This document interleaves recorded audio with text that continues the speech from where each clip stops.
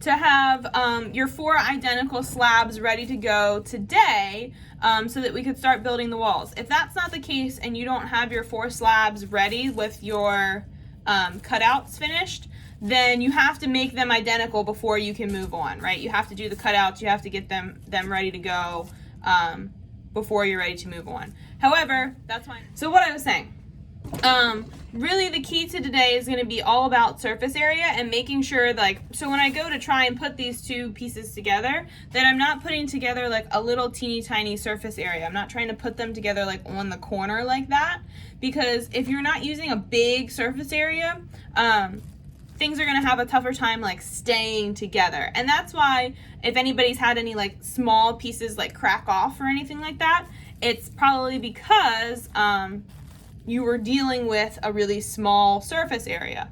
And in order to do that, we're gonna assemble them in a specific pattern, which is what I'm gonna show you now and kind of what that diagram on Schoology references. So I have my 4 slabs, 1, 2, 3, 4. And what I'm gonna do is I'm going to flip them upside down. So I have all 4 of them and I'm gonna flip all 4 of them upside down. So I'm seeing the backs of them, right? So there's the front, I'm seeing the back. There's the front, I'm seeing the back. And I am gonna score, so scratch, right? The top of the right side of each of them. So the right side top here, and then the left side side. So I'm going to score like this. I'm using my fork. So I've scored the right side here, and then I'm going to score this edge here. So I'm going to do that on all 4 of them, where the right side, I score the top,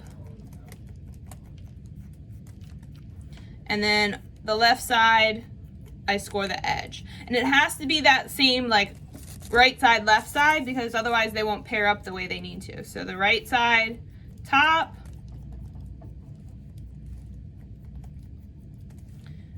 and the left side, edge.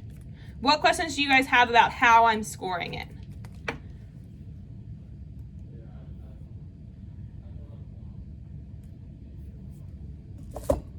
That part is okay, it makes sense?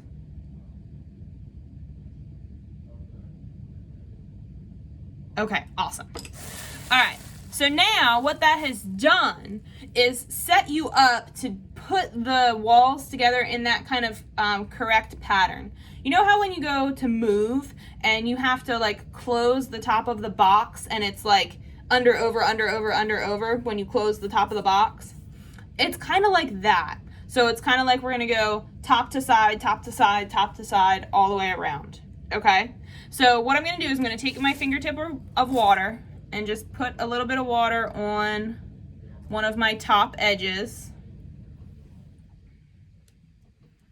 And then on one of my side edges, do the same thing. So I'm just tapping that water into that scored surface. And then, I'm gonna move these 2 out of the way. And then I take that top surface and that side surface and I stick them next to each other. Right? So I've gotten this really nice large amount of surface area where they're actually touching. And then what I'm going to do, so they're standing kind of upright on their own, I'm not touching them. I'm going to take my one hand and I'm going to support this one here so it doesn't move. And I'm going to take my finger and I'm kind of going to like push all the way up.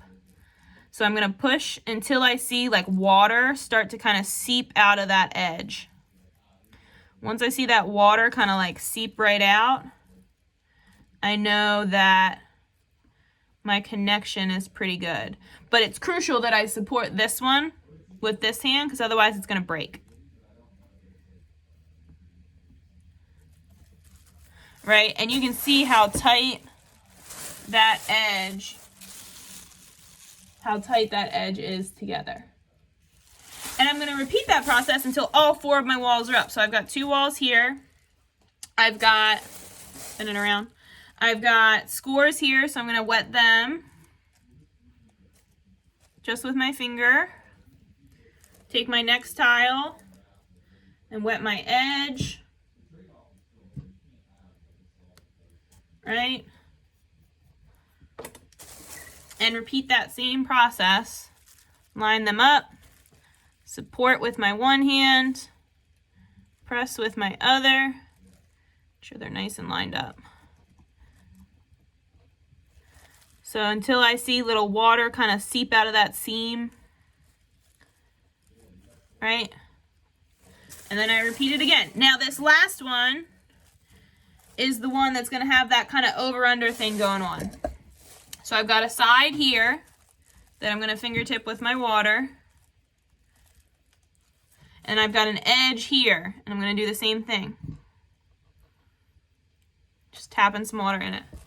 And then my last tile, I've got my water here, my water here.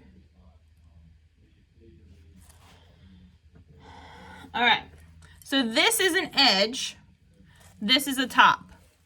I need my edge of my last tile to go to my top of this tile, and my top of this tile to go to the edge of this tile. So this is kind of that moment of like the moving box like I was talking about, where I'm going over and under.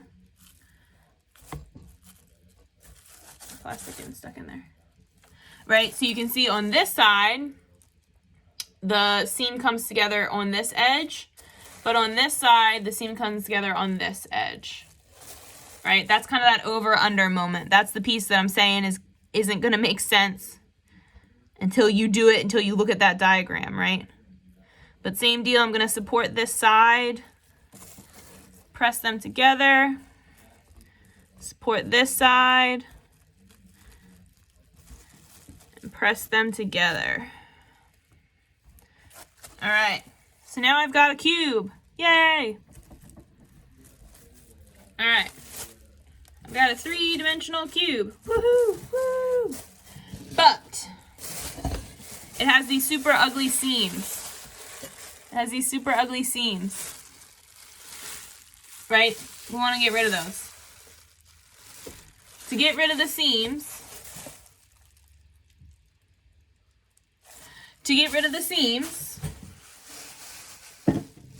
you're going to caulk. Now, if anybody's dad is in construction, or if anybody's have work done on their house, you've probably heard that word before, caulking. Caulking is like when they like caulk around the bathtub, right? And it's when they take, like caulk is what it's actually called, and they fill like a gap. And that's essentially what we're going to do. You're going to take a piece of clay. So I just grabbed a fresh piece of clay. And you're going to, just like Play-Doh, you're going to roll it into a really thin snake, worm, whatever you want to call it. Just like when you were a little kid. But you want it to be nice and small. Teeny tiny. Alright, so I got a little snake here. Boop. Little snake. And I'm going to use this to caulk my seams. So I'm just going to score over that seam just for a second. I'm going to score my little snake. Fingertip worth of water across that seam.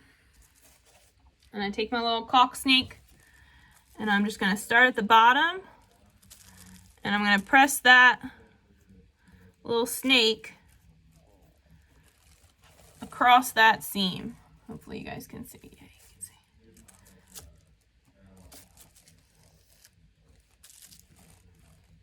And it might break and it might fall, and that's fine. You can do it in separate pieces. It doesn't need to be one like full piece. And I'm going to take that across that edge and break off that little extra. So now I've got this really nice caulk line up that seam, right? But I want to hide that. I don't want to see that. It doesn't look nice. It doesn't look finished. It looks unfinished. So I'm going to take that popsicle stick, beep, this guy that came in your kit, and you're just going to use that guy to smooth that caulk snake out.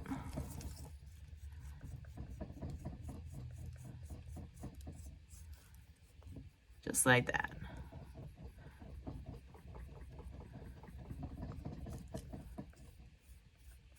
All right, so I'm kind of going left and right. I'm going up and down.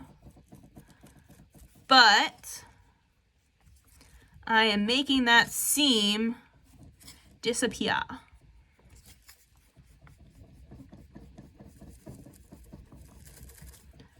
What questions do you have about caulking your seams? It's almost like kind of felt wrong on mine. And It's kind of like you're like filling it. You're like filling it with like a little bit of extra clay so that it doesn't come apart. I just haven't gotten to that part. Right? So now when you zoom in on that corner, you can't see that seam anymore. So when you guys submit these, when not today, but when it's all said and done, this project is completely finished, I'm going to be looking to see that your seams are magically gone.